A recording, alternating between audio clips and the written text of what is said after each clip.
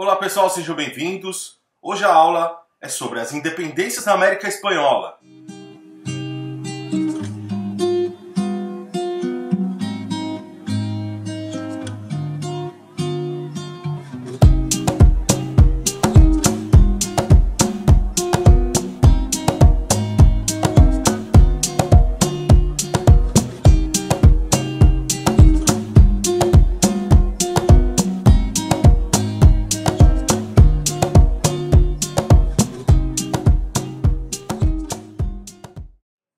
A coroa espanhola, durante o século XVIII, buscou aumentar os seus ganhos que obtinha na América.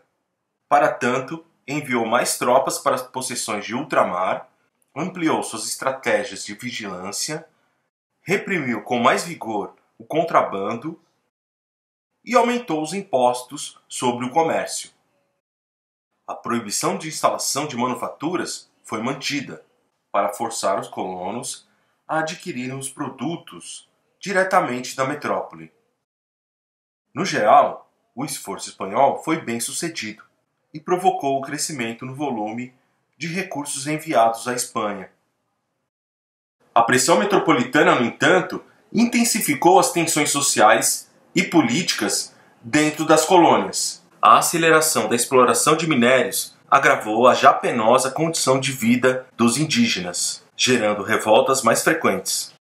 A elite crioula, por sua vez, continuava alijada dos principais postos administrativos, incomodava-se diante das novas imposições dos chapetones e exigia maior participação nas decisões políticas.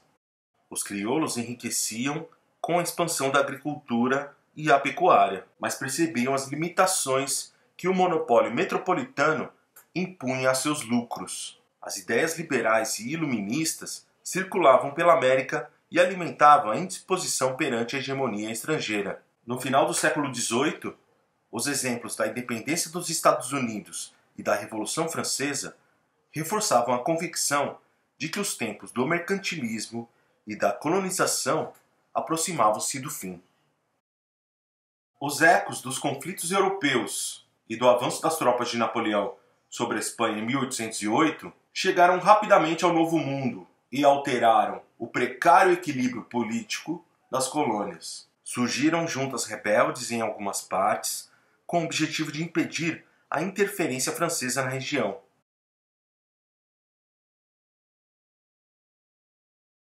Os vice-reis espanhóis da América rejeitavam obedecer aos invasores e passaram a agir com mais autonomia.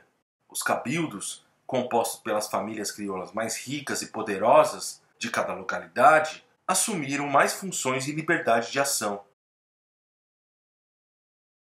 Até 1813, quando as tropas napoleônicas foram expulsas da Espanha, a América Espanhola conheceu uma relativa autonomia política e comercial, o que gerou mais lucros para os crioulos e, o mais importante, deu a eles uma noção mais clara e profunda das perdas provocadas pela sua submissão ao pacto colonial. O segundo movimento de emancipação política na América, depois dos Estados Unidos, que aconteceu em 1776, aconteceu na ilha de São Domingos. E não se tratou apenas de uma independência política. Foi, sem dúvida, a principal revolução de negros escravizados da história contemporânea. Uma verdadeira revolução negra no continente americano. Denominada Índias Ocidentais de São Domingos, a colônia francesa respondia por 2/3 do comércio exterior de sua metrópole e significava um dos principais mercados para o tráfico negreiro. Em 1789, sua economia era sustentada pela exploração de 500.000 de escravizados dedicados à produção de açúcar, café, anil e algodão em larga escala. A colônia francesa possuía uma composição social explosiva. No topo, uma pequena elite branca, proprietária de terras, e negros escravizados, e composta de funcionários e autoridades administrativas. A seguir, brancos pobres, que nas fazendas eram feitores, administradores ou capatazes. Nas cidades, eram escriturários, artesãos, alfaiates, soldados rasos, etc. Mas muitos deles não cumpriam função alguma na economia. Eram fugitivos, devedores ou criminosos. Na base da sociedade havia uma imensa massa explorada, de africanos e descendentes escravizados. Entre brancos e negros escravizados, havia um setor expressivo da sociedade composto de mestiços livres, mas hostilizados pelos brancos. Apesar disso, no entanto, conseguiram se estabelecer praticando algum ofício. O crescimento econômico da colônia facilitou a ascensão social dessa população. Eles não tinham direitos políticos, mas podiam comprar propriedades e negros escravizados e administrar seus negócios. Podiam até enviar seus filhos à metrópole para serem educados. A situação deles começou a suscitar ódio e medo na minoria branca. A partir de 1758, legislou-se sobre diversas proibições da colônia a fim de retirar dos mestiços os mesmos direitos dos colonos franceses. Os mestiços foram proibidos de usar armas e roupas europeias, de se reunir sob pena de multa e de utilizar os títulos de senhor ou senhora. Se um branco comesse na casa de um mestiço, este não poderia sentar-se à mesa com ele. Os negros livres não eram muitos, se comparados com os mestiços, e eram violentamente desprezados por eles. Haviam desavenças e conflitos entre os negros e mestiços. Esses últimos tendiam a reproduzir preconceitos semelhantes àqueles os quais eram tratados pela elite branca. Havia uma imensa massa de cativos oprimidos, mestiços discriminados, negros livres marginalizados e uma minoria branca intolerante. Tal composição social fazia de São Domingos um verdadeiro barril de pólvora. As revoltas e as formas de resistência dos escravizados eram cotidianas. Envenenamentos, suicídios, pilhagens, etc. Muitos acabavam fugindo para as florestas e formando quilombos. Dos quilombos surgiu a primeira revolta organizada contra os brancos, antes da Revolução Francesa, em 1789. Foi conduzida pelo líder quilombola François Macandal, cujas forças rebeldes aterrorizaram os fazendeiros brancos durante 6 anos. Durante a Revolução Francesa, o governo estendia a igualdade de direitos a todos os cidadãos livres das colônias. A notícia se espalhou rapidamente em São Domingos. Em 1791, iniciou-se uma rebelião sem precedentes. Muitas plantações e engenhos foram destruídos. Houve milhares de mortos. Sem uma liderança definida, a situação da ilha era de caos e desordem. A luta se organizaria somente 3 anos depois, em 1794, sob o comando de Toussaint Louverture e de seus companheiros. Entre 1791 e 1804, os negros, cativos e libertos, e mestiços da ilha, enfrentaram a elite branca local, soldados da monarquia francesa, uma invasão espanhola, uma expedição britânica com cerca de 60 mil integrantes e uma expedição francesa enviada por Napoleão Bonaparte. Essa última, derrotada em 1803, permitiu a fundação do Estado do Haiti, nome indígena utilizado para designar toda a ilha antes da chegada dos europeus. A Revolução Negra era bem sucedida, um exemplo que assustaria as elites escravistas de outras colônias europeias na América. Toussaint tinha 45 anos quando aderiu à Revolução Haitiana. No entanto, não assistiu à independência de seu país. Morreu antes, em 1803, um ano após ter sido preso e levado para a França. 2 elementos culturais foram centrais para a realização da independência haitiana: o vodou e o creole. O vodou, como religião, uniu e reuniu os africanos de diferentes etnias. No vodou, os negros escravizados integraram crenças, ritos, músicas, danças de diferentes origens africanas ao catolicismo, ao mesmo tempo que representou um elemento de coesão e de forças entre os soldados.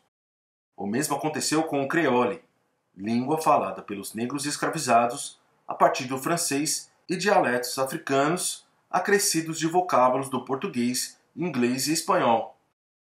O creole não se limitou a uma forma de comunicação comum, mas funcionava como uma espécie de código entre os negros, muitas vezes incompreensível ao colonizador branco. No México, a guerra contra a Espanha teve início em setembro de 1810, quando o padre Miguel Hidalgo conclamou os seus fiéis a aderirem à luta pela independência. Para Hidalgo, no entanto, a luta não se resumia ao fim dos vínculos coloniais e à expulsão dos chapetones. Ela devia buscar uma transformação social mais ampla e libertar também os indígenas e mestiços que viviam sob dominação dos crioulos. Hidalgo rejeitava a escravidão e os trabalhos forçados. Pregava o fim dos tributos sobre as comunidades indígenas e a distribuição de terras para a população nativa, inclusive as terras da igreja. O temor de uma revolução social indígena fez com que os crioulos freassem sua disposição emancipacionista e buscassem apoio militar espanhol. A revolta foi reprimida e Hidalgo preso e executado em 1811.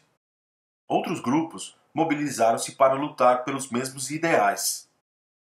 O padre José Maria Morelos foi o principal líder dessa luta social, até sua derrota e execução 4 anos depois. Hidalgo e Morelos acreditavam que a emancipação não podia resumir-se à liberdade política em relação à metrópole e ao fim do pacto colonial. Ela precisava reconhecer os problemas e impasses herdados nos séculos de colonização e conceber o ideal de liberdade de maneira mais ampla. Não era essa, porém, a disposição dos crioulos mexicanos. Após a repressão aos movimentos sociais, eles tomaram a frente dos movimentos de independência, mas com o cuidado de impedir a radicalização da luta. No início da década de 1820, após alguns combates e longa negociação com a Espanha, o México tornou-se independente. O líder desse processo foi Agustín de Iturbide, militar que havia participado da repressão aos movimentos de Hidalgo e de Morelos. Por bastante tempo, mantivera-se aliado à coroa espanhola. Iturbide proclamou-se imperador do México em 1822 e governou por pouco mais de um ano. Em 1823, a República foi proclamada e Iturbide fugiu para a Europa. Retornou no ano seguinte, quando foi preso e fuzilado. Entre as décadas de 1820 e 1830, a América Central foi cortada por diversos conflitos de diversas ordens. Além da guerra contra a Espanha, lutava-se contra a invasão mexicana e de grandes proprietários tentando conter os levantes populares.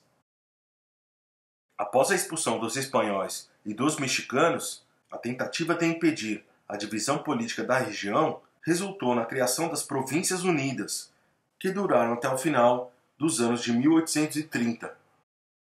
Buenos Aires proclamou sua independência em 1810. A partir daí, a região platina emergiu numa longa temporada de guerra contra a reação espanhola, que tentava reaver o seu domínio. A emancipação definitiva de Buenos Aires deu-se apenas em 1816, quando a cidade, num esforço de expandir sua hegemonia sobre a região, passou a liderar as Províncias Unidas do Rio da Prata.